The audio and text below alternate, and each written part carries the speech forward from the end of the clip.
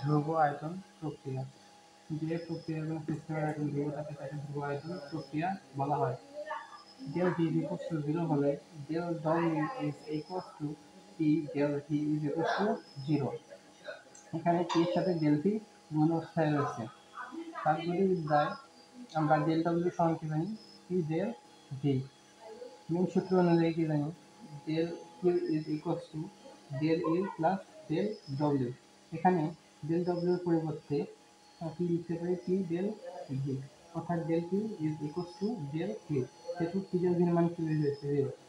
এখানে ইনপুট করে দিলে del Q is equals to 0। তাদের সমাধান প্রক্রিয়া কিছুটা সবসময় শূন্য।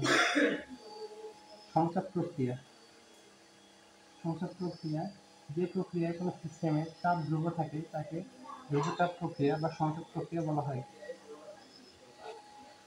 সমচাপ প্রক্রিয়ায় সমচাপ বা স্থির চাপে গ্যাসের আয়তন V1 থেকে V2 কে পরিবর্তিত হলে গ্যাস প্রতীক মোট কৃত কাজ W is equal to integration of del W।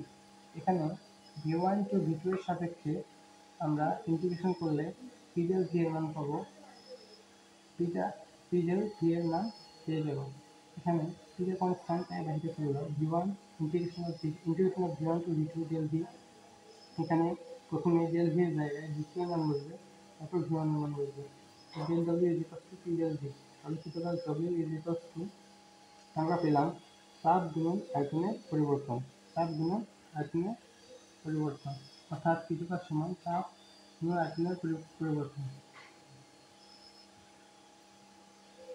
সমচাপ প্রক্রিয়ায় কৃত কাজ চাপ এবং আয়তনের পরিবর্তনের সমান। চাপ এবং আয়তনের পরিবর্তনের সমান। সমায়তন প্রক্রিয়ায় কৃত কাজ সবসময় শূন্য হয়। সমায়তন প্রক্রিয়ায় কৃত কাজ শূন্য। সমায়তন প্রক্রিয়ায় কৃত কাজ শূন্য। সমস্ত প্রক্রিয়ায় কৃত কাজ সরবরাহকৃত তাপ শক্তির সমান। ঊর্ধ্বচাপীয় প্রক্রিয়ায় del W is equals to minus del U, অর্থাৎ কৃত কাজ অভ্যন্তরীণ শক্তি হ্রাস বা বৃদ্ধির সমান।